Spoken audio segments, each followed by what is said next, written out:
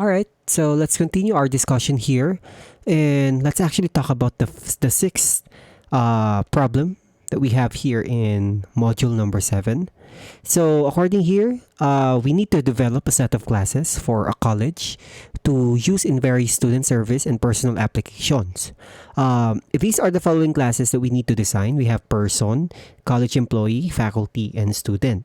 So we will be writing an application named college list that declares an array of 4 regular college employees, 3 faculty, and 7 students. So we'll be prompting the user to specify which type of person's data will be entered, yan, C, F, or S ba, or allow the user to quit. While the user chooses to continue, we will be accepting some data entry for the appropriate type of person. Meanwhile, if the user attempts to enter data for more than 4 college employees, 3 faculty, or 7 students, display an error message. When the user quits, display a report on the screen listing each group of persons under the appropriate heading of college employees, faculty, or students. Now, if the user hasn't entered any data for one or more types of person during a session, we will be displaying an appropriate message under the appropriate heading. And we'll be saving the file as the following. So, meron tayong 1, 2, 3, 4, 5. So, let's create here a package and name that as college problem. Burahin ko muna yung loob nito para at least mas maano natin, no? Mas maumpisahan natin. Okay. So, first of all, we will actually be creating the most important array, the most important class in this program. Ano ba yung pinaka-importante dito? We have what we call the college list, yan, which will actually declare an array of 4 regular college employees. Si college list kasi, this will actually serve as our main method. So, sige, prepare muna natin lahat ng ating needed na classes. We have here college, ano yan? College lists. Okay. We also have here another class which is person. Ayan, si person. We also have another class which is college employee. Ayan, college employee. We also have another class na faculty, tapos student na lang. Faculty.java and student.java. Ayan. So, meron na tayong 5 na dito. 5 classes na i-work out natin. So, according here, we will be creating the following classes first. So, unahin natin si person din muna. Although, si college list here is actually the main method, unahin muna natin si person. Si person kasi, it contains a first name, last name, street address, zip code, and phone number. Okay, the class also includes a method that sets each data field using a series of dialog boxes and a display method. Take note ha, dialog boxes to. Yan, and the display method that displays all of a person's information on a single line at the command line on the screen. So using the person, yan, using the person.java, let's try to work that one. So person here, since meron tayo ditong gagawin na ang tawag dito, yun yung mga display and pop-up na dialog boxes. Let's import the javax.swing and for JOption pane. Tapos dito, let's declare the following data fields. I think mas maganda kung protected yan. String first name. We also have here protected. And string last name. We also have another thing here which is street address. We also have here protected in zip code. Tapos meron tayo ditong protected in phone number. So let's create here the following set fields. Yan, para minsanan sila, di ba? Tapos gawa tayo dito ng public void display. Oops, mali. Sorry. Ayan.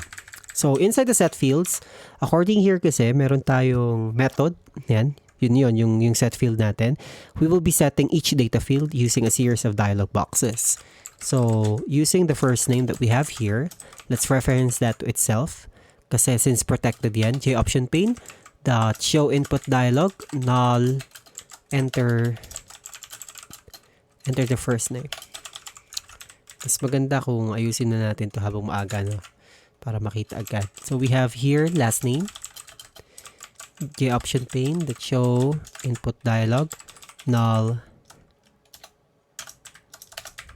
enter the last name. We also have here street address. This dot street address is equal to option pane that show input dialog, null, enter the street address. We also have here this dot zip code. So may dialog boxes pala yan, no? Option pane that show input dialog, show input dialog, null, zip code natin is, since ang zip code natin is integer, we have to create here a parser, integer that parse int, tapos sa loob nito is the option pane naman. So, enter the zip code. Enter the zip code. Ayan. This dot phone number. Ganun din, integer that parse int, kasi integer siya. So, we also have here the option pane that show input dialog, null, enter the phone number. Okay, great. So, we're good with the following fields ni person natin dito. Now, let's go ahead and display. Ayan, single line at the command line on the screen. So, meron tayo ditong system.out.println, in which we'll simply print the following. So, we have the person plus the first name plus the last name plus information to so meron tayong apostrophe ganyan, information, backslash n, lagay tayo dito ng plus, street address plus another backslash n for spacing. Let's add another thing here, which is the zip code. Zip code plus plus another backslash n for next line, plus the phone number. Okay. Ayan. So, natin, no? Basically, print lang natin siya ng pantay-pantay para at least mas maayos yung maging program natin. So, yan, no? May error tayong na-experience dito. It's because, hanapin natin yung error natin. Bakit nga ba tayo nagkakaroon ng error dito? Pagtabi-tabihin ko muna para mas nakita natin kung saan tayo may error. Well, yeah, even ako can really commit mistakes, very basic mistakes like this. So, street address plus backslash n, okay.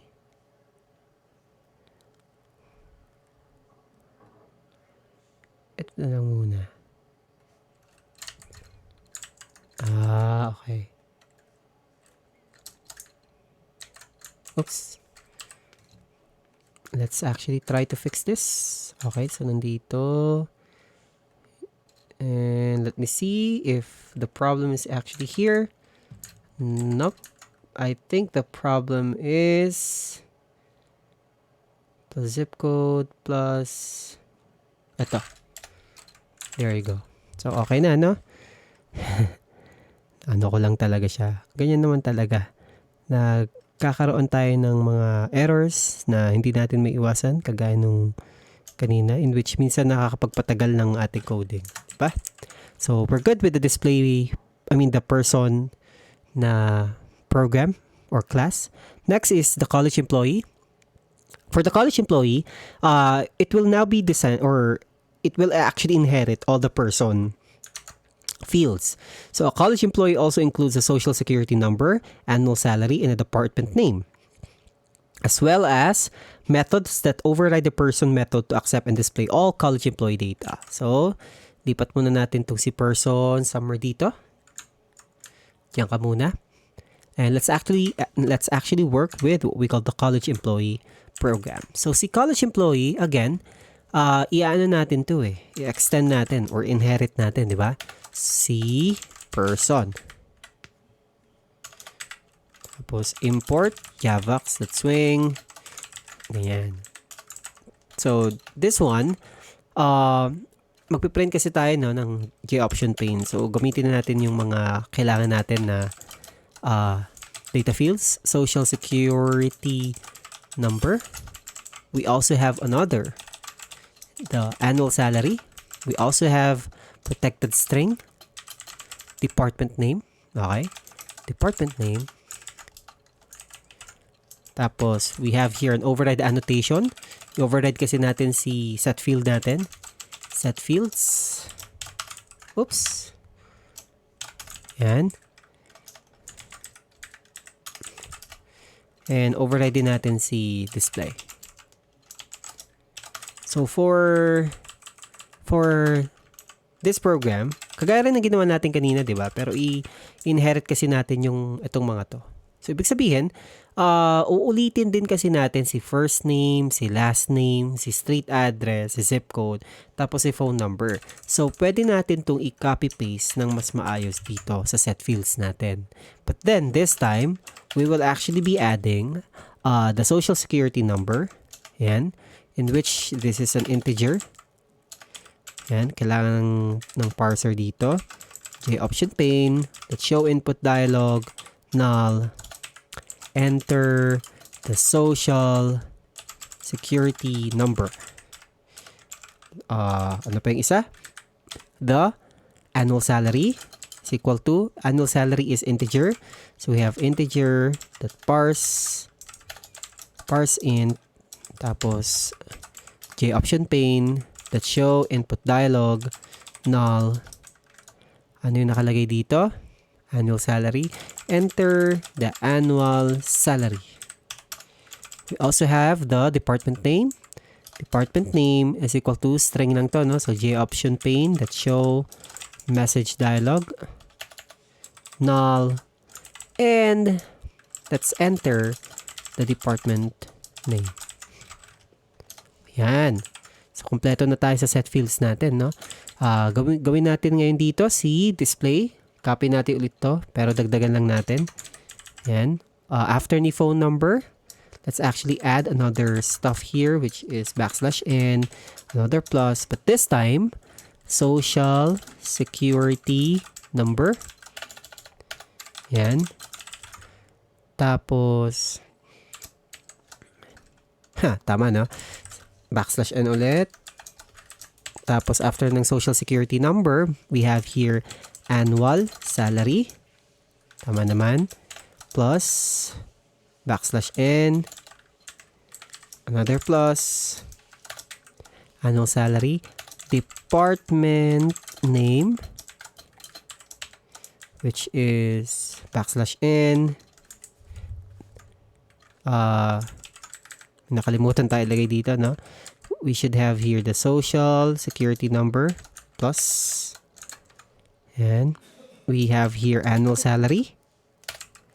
Annual salary, another plus.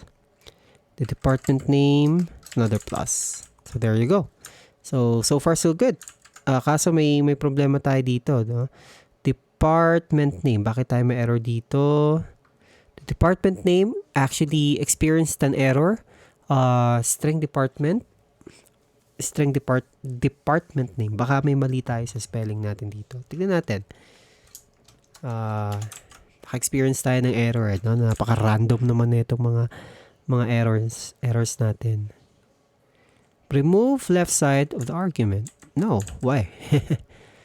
Okay, option pane that show not show message. This should be show input dialog. Yan. Enter the department name. So we're good. Enter the department name. So everything's fine. Everything's working. And so prepared na ang ating college employee. Next, for the faculty, it will actually inherit the college employee file or class. This class also includes a Boolean field that indicates whether the faculty member is tenured, as well as methods that override the college employee methods to accept and display this additional piece of information. So overloading ulit yan. Mag-overload na naman tayo ng panibago ditong method. Gawin natin si faculty. Now for the faculty, just like what we have done earlier, diba? So meron tayong import javax.swing. Ganyan. This time, we will be extending the college employee class. Oops, college employee class.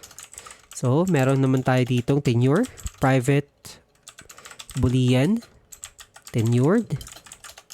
And we will be overriding the method public void set fields. And another override annotation for public void display. So, dito, si set field natin, gihain lang natin yan. Pero this time, let's add the tenure. Yan. It's equal to option pane that show input dialog null. Oops. Null. Comma.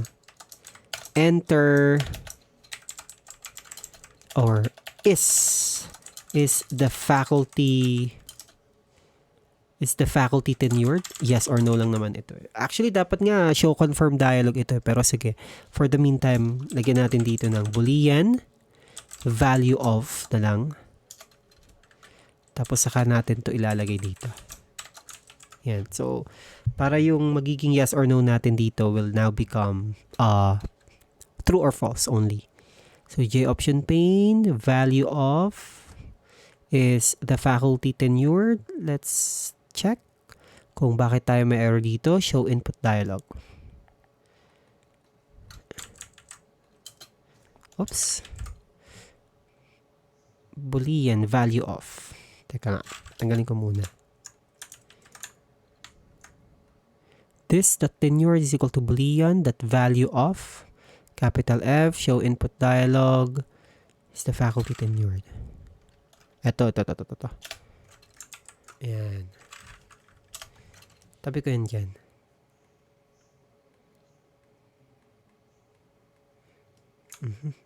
Nalagyan ko ng color. Tanggal. Paano ba ito matanggal? Sige. Iaan muna natin yan na ganyan. So, copy lang natin, no? Copy ulit natin si display dito. Ayan. Tapos, lagyan ulit natin ng, this time, is tenured plus the value of tenured. There you go. So, we're good with the faculty. Usod ko si person. I hope nakikita ninyo. Si person. Usod ko si college employee. I hope nakikita rin nyo. Tapos, this time, trabahuin natin ngayon si other problem natin, which is the student. Now, for the student, yan, it will actually inherit the person class. Ito. In addition to the fields available in the person, a student contains a major field of study and a grade point average, as well as methods that override the person methods to accept and display these additional facts. So, public class student, let's actually try to work on with a student here. Parehong-pareho lang. Diba? Import, javax, let's swing, public class student, and inherit natin si person. Ayan. I-move ko na to, no? Kasi malamang nakopy nyo na rin yan. Yan, si person. This time we have the private string major field of study. Next here is private double. Grade point average or the GPA, diba? And we have an override annotation. Parang inulit-ulit lang natin, no? Public void set fields. We also have here public void display. Yan. Tapos i-copy lang ulit natin tong si fields natin or si person pala. Ito si person, si student eh. So may phone number, pero this time maglagay tayo ng string tapos double, no? So maglagay tayo dito ng this dot major field of study is equal to J option pane. Oops. J option pane that show input dialog null. And enter the major field of study. Tapos meron din tayong this dito, grade point average is equal to J option pane that show input dialog. No, this is double. Sorry, this is double. Double dot parse double. Ayan. J option pane that show input dialog null. And let's have here enter the GPA grade point average of that student. Okay. Sure. Next, copy ulit natin to. Si display natin. Lagyan natin yan dito. Yan. Bakit ako may error? Dahil kulang yung kinopy ko. Diba? Copy paste na tayo dito. Plus, ano yung ano natin dito? Major or field of study.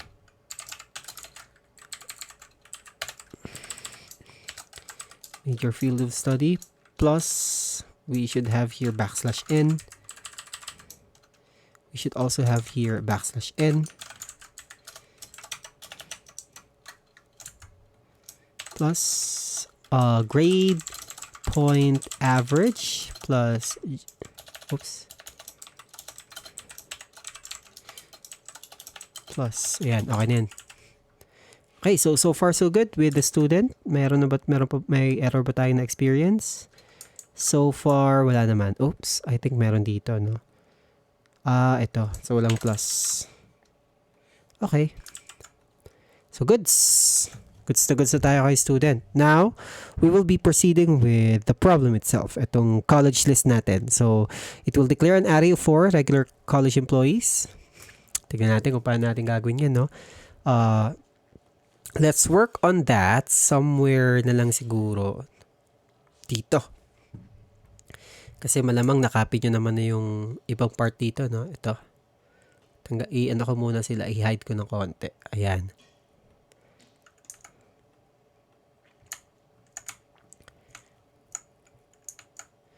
So, dito tayo kay college list. Now, si college list here, gagamit tayo dito ng scanner naman.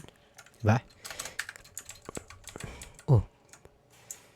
College list, we have import java.util.scanner. Okay. Public static void main string args. Okay, so set natin si scanner. That should be input. New scanner. System.in. Let's put here a max college, which is 4. Diba yung nakalagay dito?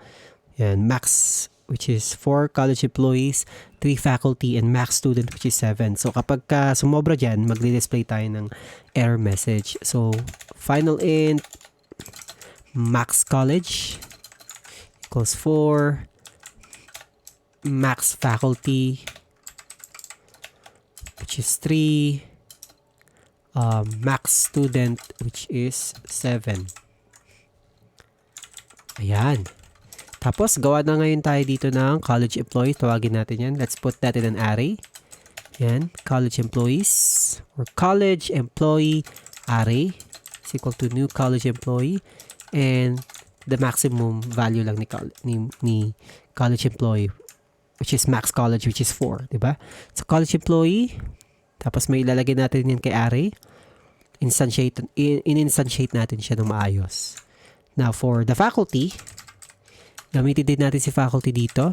Gamit tayo ng faculty array. Yan. Ganun din, si faculty, yung faculty array natin dito, okay, will now have a maximum of the max faculty itself. So, same goes through with the student. Lagyan natin siya kay array. Student array is equal to new student max student. Oops, student. And student dapat. Ayan. So, okay na. Now, we have here the Q, which is for quit. Ayan. Final char quit equals Q. Diba? We also have here Boolean did find, which is initially false. So, mamaya pagagamit natin yan. Let's also declare int A. We have a counter college, which is 0. Counter faculty, yung numbers lang to, yung pambilang lang to mamaya sa may loops natin. Counter student is equal to 0. Counter faculty, counter yan, college, counter student. We also have here char entered, kung ano yung letter na i-enter natin. Now, system.out.println. Do you want, let's ask the user, do you want to enter a person's data? Okay. So, CFS. Ayan siya. So, \n natin. Or, quit. Which is basically, pagka mag-quit na yung user natin. Okay. So, kung yung enter data is actually, titignan natin, next line. Ayan. So, next line, dot to uppercase. Make sure na convert natin yan into uppercases. Yan. To uppercase that character 0, which is the first, although character in-enter natin, pero para lang sure, kasi prodding ako eh. Malay mo, napag enter niya dalawang character, di ba? So, char at 0. Actually, kahit wala yan, okay lang din. Char at 0. So, we have here a while loop for as long as yung in-enter ni user dito is actually yan, yung for as long as in-enter ni user dito is not quit. Okay? It's not quit. And at the same time, the counter college is less than the max college. So, hindi sumobra. Diba? Max college. Or, pag hindi rin sumobra si counter faculty, yan, kay max faculty na pwede lang i-type. Oops. Counter student. Okay. Max student. Ayan. So, for as long as chill lang na siya, diba? Entered. Maglagay tayo dito ng ganyan. Para sure. Okay. So, tatlong ano yan eh. Tatlong counter college, counter faculty, ganyan. So, we have here a while statement.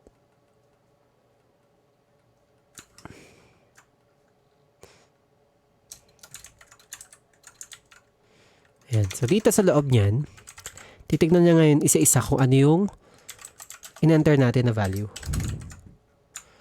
Ayan. So, if in-enter niya is C, something should happen. Diba? If C ang in-enter niya, something should happen. So, ano ang gusto natin mangyari dito? Tatalungin natin. If the counter college is less than max college itself, hanggang ilan lang yung pwede nating i-type dito. Max college is 4. Diba? So, if it is actually less than the max college, ano natin yan? Instantiate natin si college employee. There you go. Tapos, si college employee array, store natin ngayon yung value na ano natin dito sa loob. Isa-isa. So, 4. Diba? Gusto nating i-enter. That's the case for the C kapag ka nag-enter tayo ng C. And otherwise, meron ka ditong system.out.println the amount of college employees is at its maximum. Okay, good. Sure ball, no? Sure ball. Okay, next. Tapos na tayo kay C, no? Siyempre, since, yan? Ang tawag dito? Switch case yan. Lagay tayo ng break. Para sure. Yan. So, that's the case. That's the start of the if-else. Next here is if there is another case, which is F. For example. Siyempre, ganun din. Diba? Kapag ka F, copy-paste lang natin ito. Hindi, wag na lang. Isa-isa na lang natin para ma-sure. Counter faculty. Tapos, max faculty. Yan. So, instantiate natin si college or si faculty mismo. Diba? So, instantiate natin si faculty. Pero may mali ako dito eh. Kasi si faculty natin is, I think naka-array siya, no? So, ilagay muna natin siya agad sa array. I think may mali din ako dito. Wait lang ha, i-check ko lang ito maigi. This is max college. So, nakalimutan ko ilagay dito na dapat i-store na natin siya sa mismong array niya. New employee array. Yan. Oops. Tapos meron ka ditong counter college is equal to new. Yan, diyan mo kasi i-store eh. So, tama lang. Counter college, counter employee array. Yan. Counter college. That set fields. Yan. Okay, sure. So, ganito rin dito. We have faculty array. Counter faculty. Yan. Is equal to new faculty. Tapos, ilagay na natin yan kay faculty array as well. Counter faculty equals set fields natin. Ilagay na natin yung mga values natin dyan. And counter faculty plus plus. Iteration. Else. Yan na rin natin to. The amount of faculty members. Copy-paste natin. The amount of faculty members. Okay, good. Sure. Case F. Okay. Let's add a break. Case, ano yung susunod? S naman. For the case S, ganun din. If counter student is less than the max student, we have here the student array. Diba? Counter student. Counter student equals new student. Tapos, may student array ka dyan. Counter student. Ilagay na natin yung value natin dyan. Set fields. Tawagin natin yan. And counter student. Set fields, ito yung magtatanong ka. Tingnan natin kung sure tong ginagawa ko. Baka mamaya mali-mali pala. No? Uulitin natin. But anyways, pagka nagka-error, madali lang namang i-ano to. Hindi naman ito amount of students. Yan. And let's add here a break. Tapos, let's add here a default. Yan, if in case. System.out.println. The option you picked was incorrect. Mas okay na yan. No? Tapos, meron ka ditong break ulit. Yan. So, tapos na yung ating switch case. Next. If the counter college, kasi according here, diba, may problem din dito eh. Yan. Magkakaroon ng error message, which is nagawa na natin dito. When the user quits, display a report on the screen. Okay. If the user has not entered data for one or more types of person during a session, display an appropriate message. Okay, gawin natin yun. Gawin natin isa-isa muna. If the college, counter college, max college, or, tingnan natin, counter faculty is less than to max faculty. And, or, at the same time, counter student, max student. Kumain dyan. Let's create here SOP 2.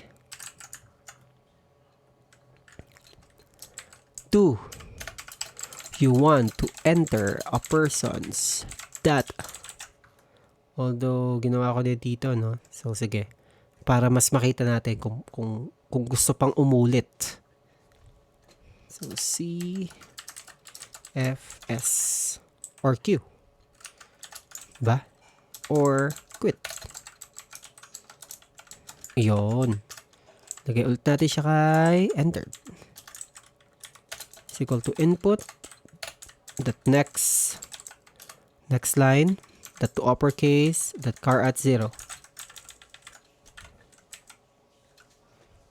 Okay, so tapos na yung ating program dito, no? Now, what we will actually do here is to simply use a for loop for each for each classes here. So, for college employee, for faculty, and for student array, ang gusto natin kasing titingnan dito is for as long as the college employee, the faculty, and the array is actually not null. Okay, if mayroon na siyang laman, ibig sabihin, we will now be displaying their values.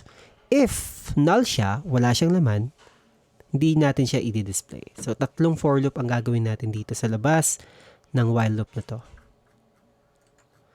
So far, okay naman, no? So, this is while, this is switch, this is another if statement, and so this is while yung start ng public static void main natin nandito. Or I think, hindi, mas maganda yata kung nasa loob na yun. Teka, nalilito ako dito eh. Oh. Pag isang line ko na lang muna sila. So you have switch. Yan, so you have the default. Okay. After na default dito, you have the break. Tanggalin natin itong si 0. And suddenly, ito kasi is for the switch eh. So, yung switch natin dito mag-e-end dapat. Dito yan. Mag-e-end yan dito sa break. So, if statement here, one-liner ko nga lang sila. Lagay ko yan dito. Entered is equal to something like that. Ayan, kung ano man yung pinagtata-type niya dyan. CFS ba? Ayan. Tapos ito. Yun, dito tayo gagawa ngayon ng for loop na 3. So we have here for as long as for as long as the college employee array that length a++ is ganyan, and yung college employee array natin isa-isa, titignan niya isa-isa is not equal to null, sabihin may laman na, then that's the time na i-display natin yung laman ni college employee natin. So, did find? Yes, of course. So, okay na, no? Magiging did find na yan.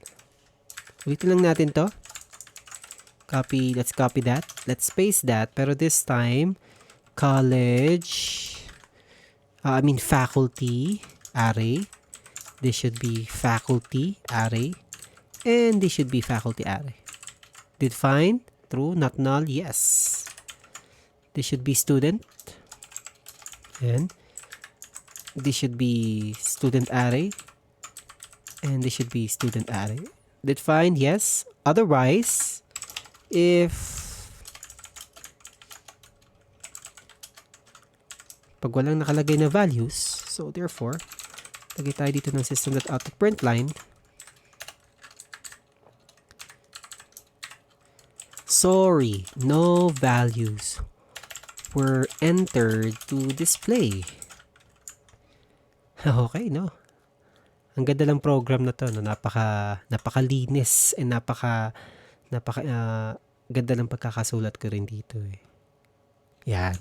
So, run natin.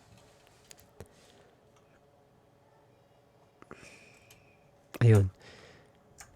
I would like to enter C. So for the C, ayan, hindi siya gumagana, no? Sabihin, there is an error pagka ganyan. Pagka F, pagka S, pagka Q, yan.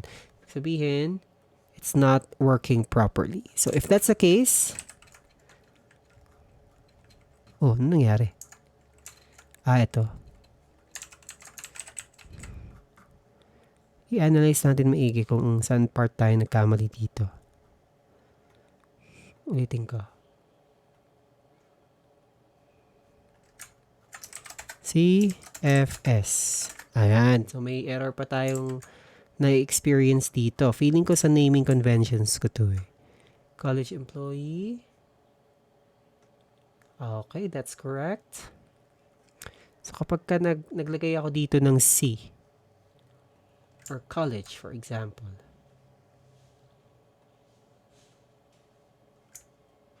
For college employee here, let's see.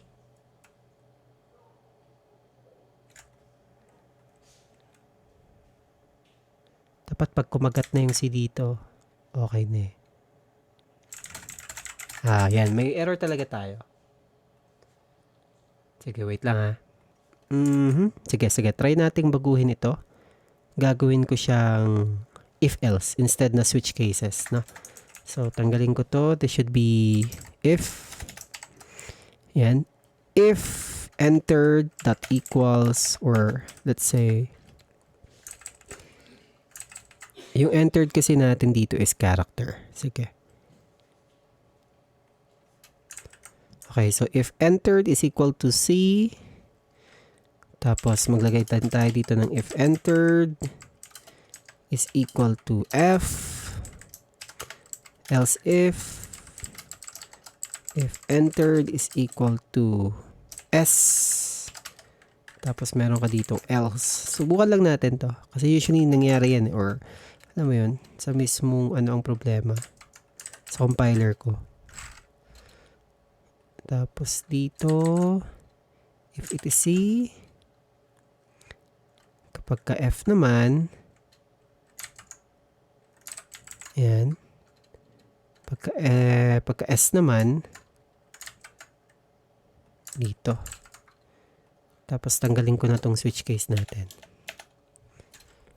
Ayan. So, if I entered C, if I entered F, if I entered S, okay.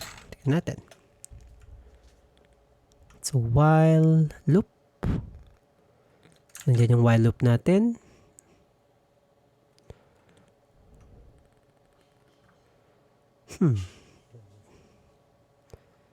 Hanggang dito. Sige. Run natin yan. Yan. So, I think meron tayong, di ba, meron tayong experience na problem, no? Sige, wait lang. Ayun. Gets ko na kung bakit ayaw niyang gumana. Actually, there is no error sa code natin. Natutuwa ako. Wala talaga siyang error. The problem here is that, eto, so kapag ka nag-enter ako ng Q, okay naman, no? Nakita ko na ang problem. There is no error. But rather, kaya siya walang nagpapakita dito. Remember that we used here a J option pane? Ayun siya, oh. So, nandito siya. So, mag-enter tayo ng first name dito. Ayan. So, parang, ewan ko ba? Hindi ko rin naisip kanina. Ayan. So, department name natin. There you go. So, kapag mag-quit na tayo, so, nag-enter na tayo, no? Kapag mag-quit na tayo, ayun. Papakita na dito yung program mo. So, go ahead and screenshot the following parts of our code here. Medyo mahaba ito, no? So, itago ko yung iba para mas makita ninyo.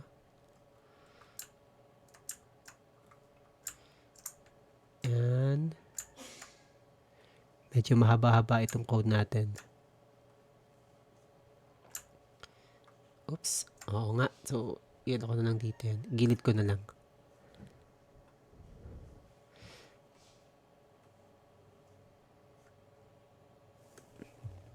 Okay. So, we're actually done with this part of the program.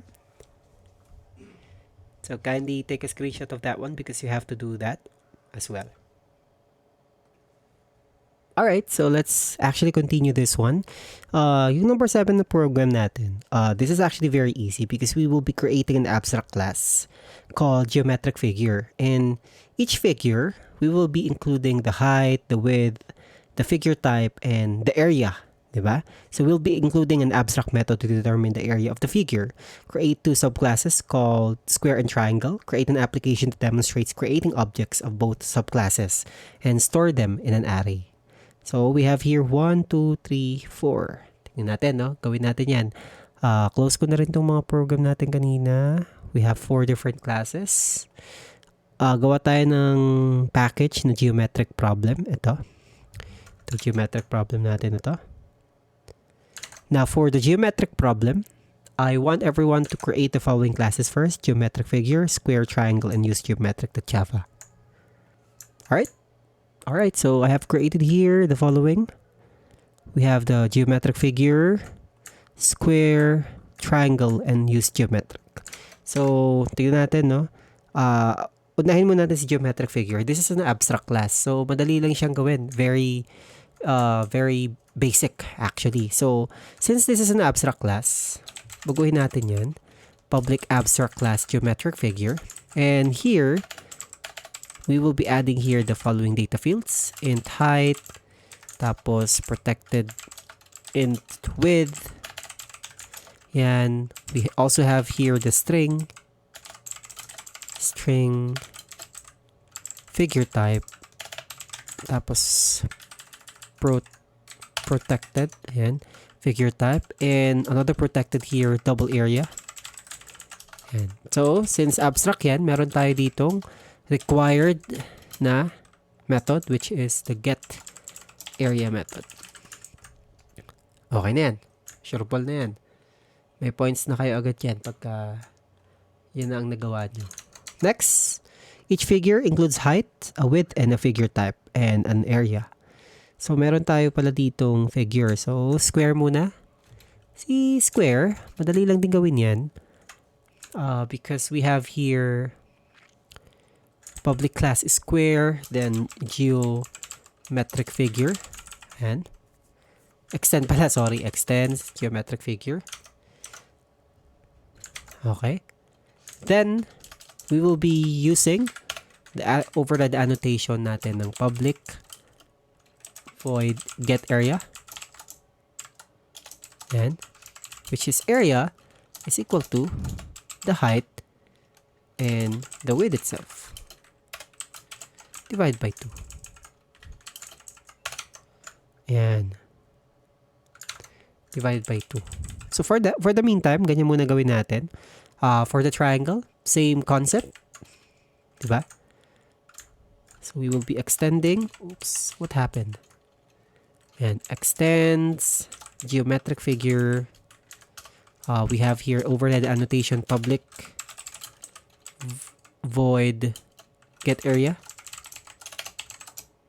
Okay, area is equal to height multiplied by the width, which is good.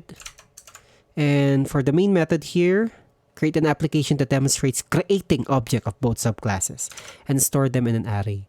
So you have the square, you have the triangle just below, and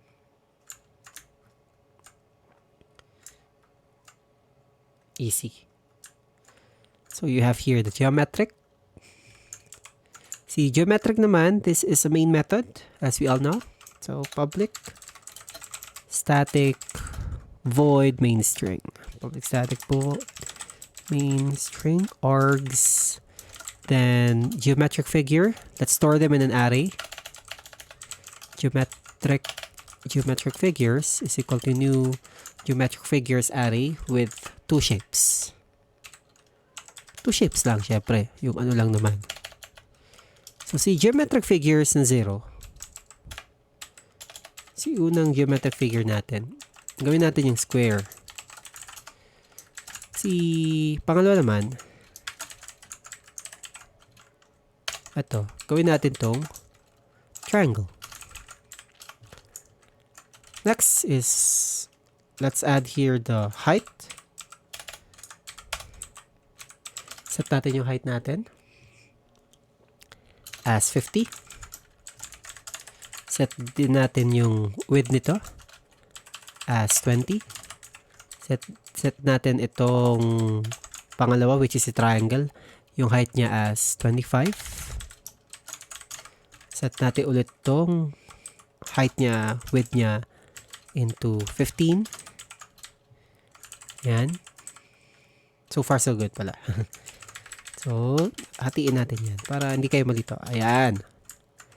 We have geometric figures 0 that get area, geometric figures that get area. Easy.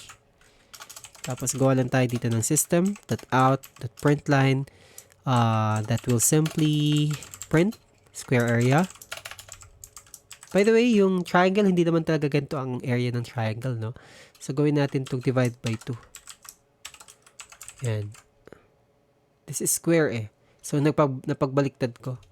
Sorry, ito. Height and width dapat yan. Ito ang divide by 2. Okay, so square area plus geometric figure. The 0. Kunin natin si area niya. Plus backslash n. Plus the triangle area. Geometric figures.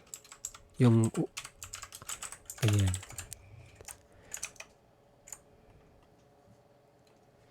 So, load natin yan. Wala lamang input yan. So, madali lang yan. There you go. So, 50 by 100 is, tinawag niya to. Diba? Tapos ito, 25 by 15, tinawag niya rin ito. Divide by 2. Now, there is additional problem here in which i-modify natin to where we will be adding an interface called sided object. It will now contain a method called display sides, and this method will simply display the number of sides the object possess. Modify the geometric figure. Ito. Subclass to include the use of the interface to display the number of sides of the figure. So, gawa tayo muna dito ng sided object as an interface. So, sided object. So, this will actually serve as our interface. Yan. For the interface, so, hindi siya class, but rather interface. Void display sides. Pag ganyan na siya. In which this will actually be implemented. Yan. Sided object. No, not here pala, sorry. Dito sa square. Dito tayo kay square. Implement natin si sided object. Ayan. Tapos gawa tayo ulit dito ng panibago. Hindi pa pala. Lagay lang natin si implements. Lahat ng implements natin. Implement sided object. For the geometric problem, for the sided object, no problem ka dyan. Yan lang naman talaga yung kailangan mong code for that. So, let's leave it like that. Ito. Itong si geometric problem naman. So, itong si geometric figure, we will add here another thing in which meron na palang figure type eh. So, goods na pala tayo dito. Naglagay na ako ng figure type kanina. So, implements. Yan. So, gawa tayo dito sa square. Ng panibago. Public overhead annotation. Public void. Display sites. Yan. That will simply print out system.out.println. It has 4 sites. Nawala ng error. Copy lang natin ito. Transfer natin dito yan. It has 3 sides. Tapos dito sa may use geometric natin, wala namang mangyayari dyan. So, yun lang. Piprint lang natin. So, halimbawa, kung si square, meron ka nang makikita dyan na eto. Kung tatawagin mo na siya, di ba? Meron ka nang makikita dyan na display sides. It has 4 sides. So, geometric figure, 0, dot, display sides. And this one, display sides. Although, there is actually a bit of a problem because hindi natin siya nilagay dito. Lagyan natin. Public abstract void display sites dito. There you go. So, nawala na yung problem. Yung error, I mean. So far, so good. Let's try to print that one. Ayun. So, meron ka na makikita dito. It has 4 sides. It has 3 sides as well. Ayan. Diba? Easy? Kahit nawala na to. Tignan natin kung matatawag yan. Siyempre, hindi. Diba? So, pwede natin ibalik to. Kunin natin yung area natin dito. Kunin natin to. Tanggalin natin. Sorry. Tanggalin natin to. Lagyan natin to. There you go.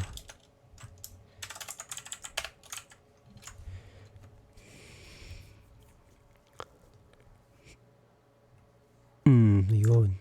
So, it has 4 sides. It has 3 sides. Square area. And there you go. So, very easy. Diba? Wala ka nang naging problema sa magiging problem natin na ito.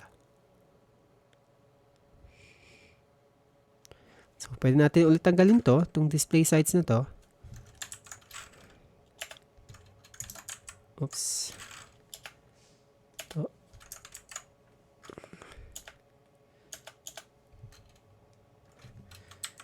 Plus, backslash n. Pwedeng dito yun eh. Diba? Ito kung gusto kong maglagay dito ng... Pwede kong tawagin agad yan dito eh. Geometric figures, 0. Display sides, plus.